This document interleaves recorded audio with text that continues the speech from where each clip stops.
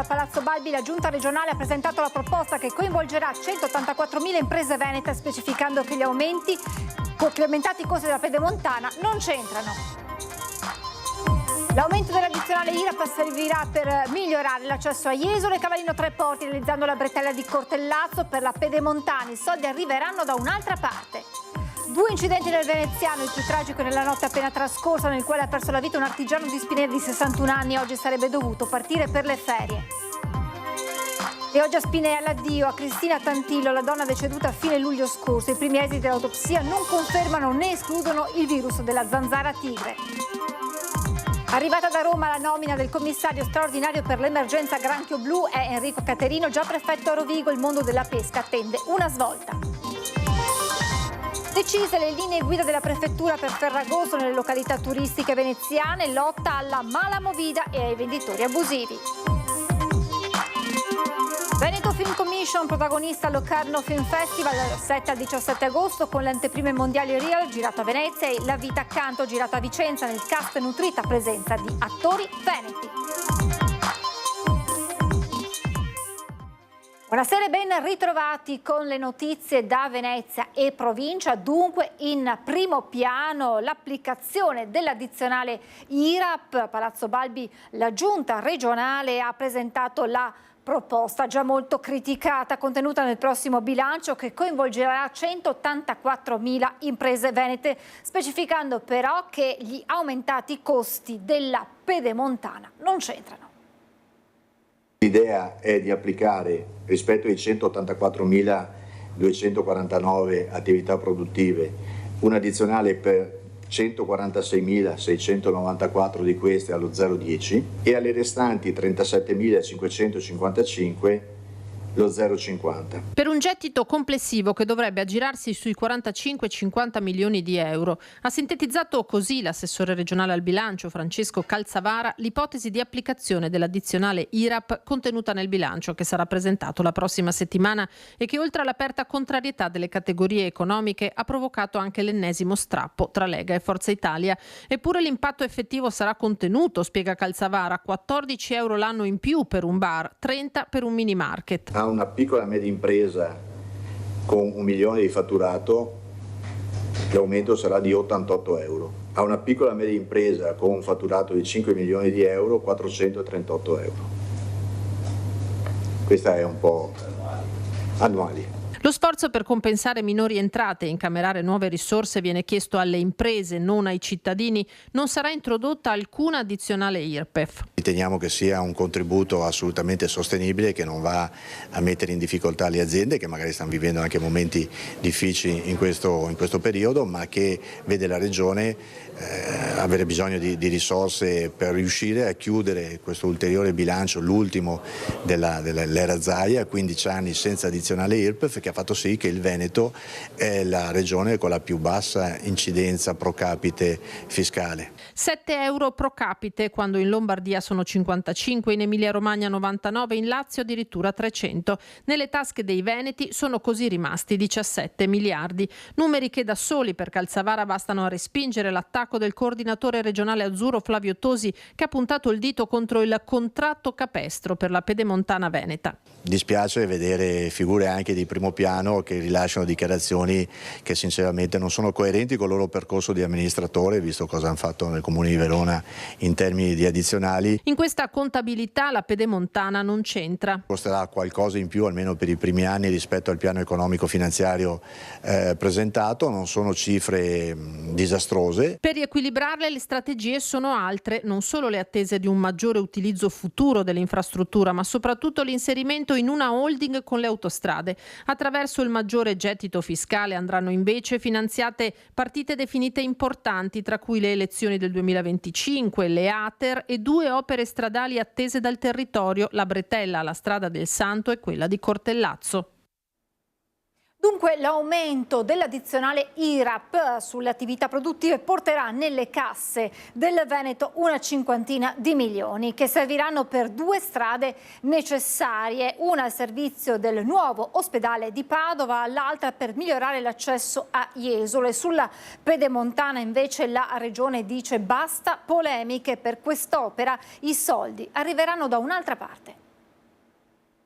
Le risorse che arriveranno dall'aumento dell'addizionale regionale IRAP sulle attività produttive serviranno anche a realizzare almeno 2 strade che sono insieme un'emergenza e una necessità per il Veneto. Costano 50 milioni ciascuna e verranno finanziate una nel 2025 e una nel 2026. Sono la 308 per l'accesso al nuovo ospedale di Padova e la bretella di Cortellazzo per dare respiro alla viabilità che porta a Jesolo e a Cavallino Treporti. Una è il potenziamento della 308 in allargamento in arrivo a Padova, che è sostanzialmente una necessità finalizzata all'ospedale di Padova e all'accessibilità all'ospedale di Padova. L'altra opera che verrà acceso il mutuo per fare il finanziamento è di fatto la bretella di Cortellazzo. Di fatto adesso questa possibilità di avere questi 50 milioni andranno, la bretella costa circa 50 milioni, quindi andranno sicuramente sulla realizzazione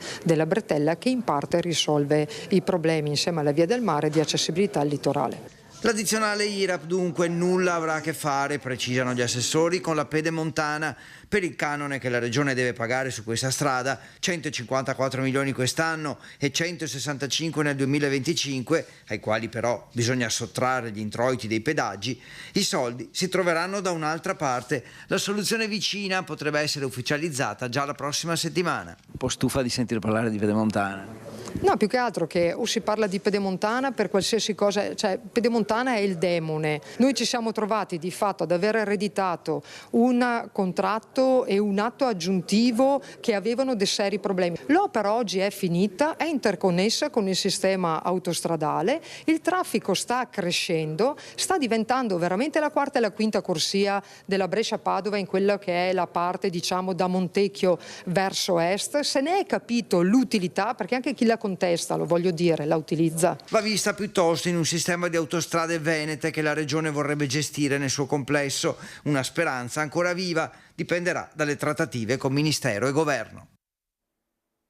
Andava ritoccata l'IRPEF eppure da parecchio tempo, malgrado le spiegazioni dell'assessore Calzavara. Le categorie economiche giudicano iniqua la previsione di aumento dell'addizionale IRAP annunciata dalla Regione, perché va a colpire un unico settore già in difficoltà.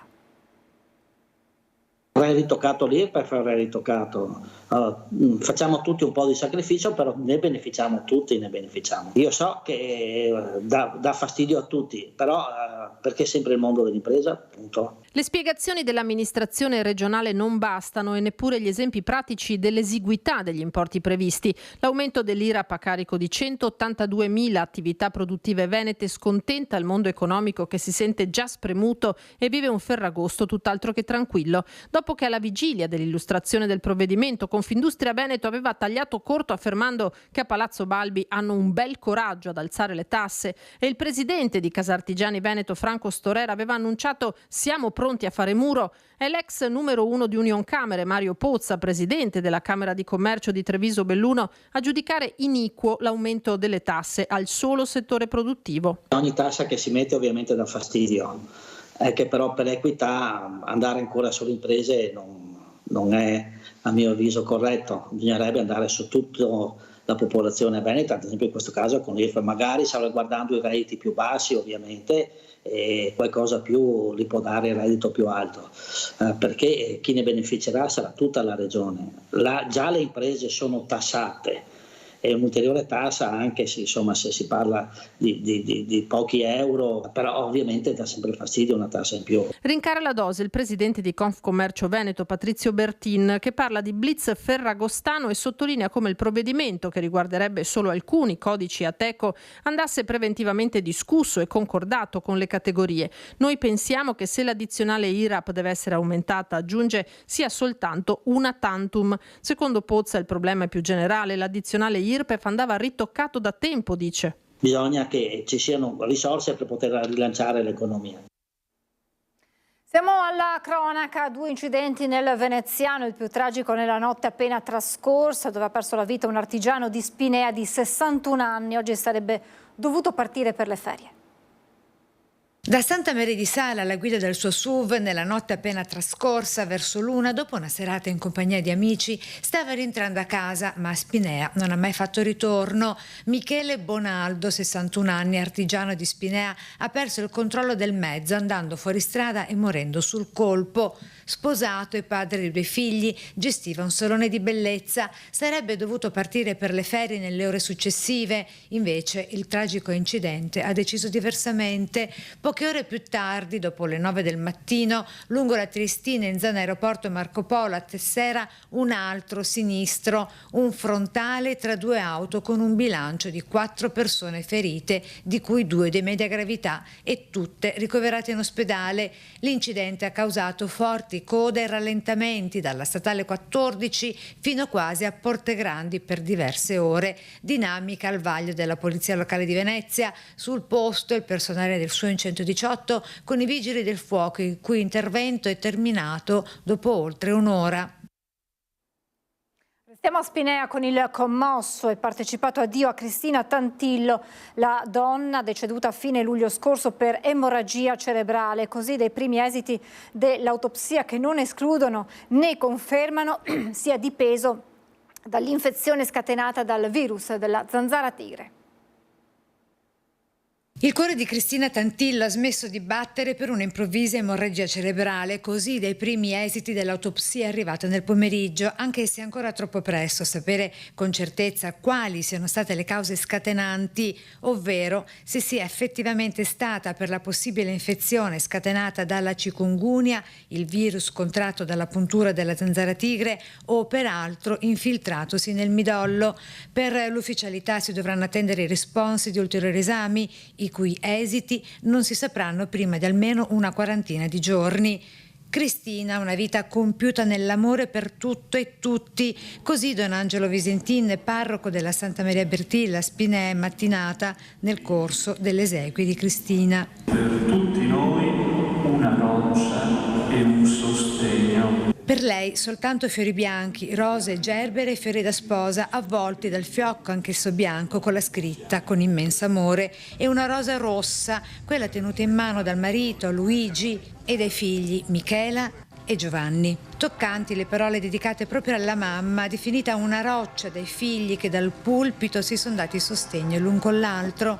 Nella vita ha attraversato molti momenti difficili che forse l'hanno piegata ma mai spezzata. Ha avuto anche tanti momenti felici, ha fatto tante belle esperienze e se le ha tutte meritate. Per noi è stata una roccia, un sostegno, un fare nel mare in tempesta che spesso è la vita, e so che continuerà ad esserlo anche se in maniera diversa, per me, per mio fratello e per Luigi, che grazie a lei è entrato nelle nostre vite facendoci da guida. Pacata e riflessiva, con il gusto per il cibo e la bellezza di condividere momenti felici. Così la sorella Francesca e gli amici Loretta e Paolo, anch'essi commossi. Quindi gli applausi tributateli da una numerosissima comunità di parenti, amici ed ex colleghi che le hanno voluto dare l'ultimo saluto. E domani alle 9 a Campalto l'addio a Linda Zennaro, la ventenne morta la notte del Redentore al Lido di Venezia dopo un tuffo. L'ultimo saluto sarà nella chiesa dei Santi Martino e Benedetto. Ad officiare l'omelia Don Massimo Cadamuro, parroco di Campalto.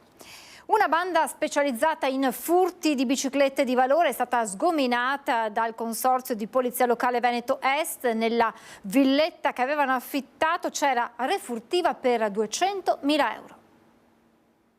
Presa dalla polizia locale di San Michele a Tagliamento e Bibione, la banda specializzata in furti di biciclette di valore, una banda composta da cittadini romeni che arrivavano a Bibione e Lignano, si fermavano qualche giorno e poi rientravano in patria dopo i furti commessi.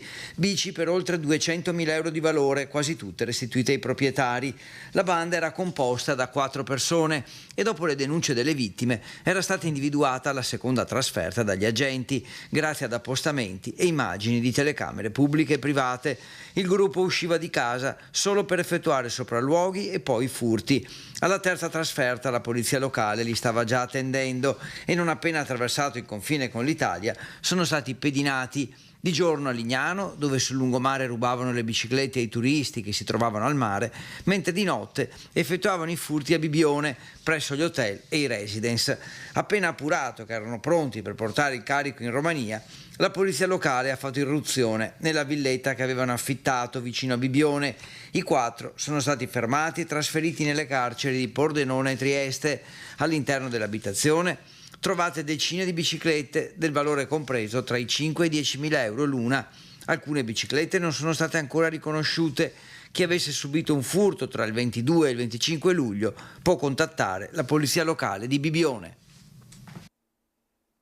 Arrivata da Roma la nomina del commissario straordinario per l'emergenza granchio blu. Si tratta di Enrico Caterino, già prefetto di Rovigo, e il mondo della pesca si attende molto da lui. Adesso tutto il mondo della pesca si aspetta un cambio di passo nelle decisioni, un aumento dei fondi a disposizione e la soluzione dell'emergenza che sta mettendo in ginocchio Veneto ed Emilia-Romagna. L'emergenza è quella del granchio blu. La novità è la nomina del commissario straordinario da parte dei ministeri dell'Agricoltura e dell'Ambiente.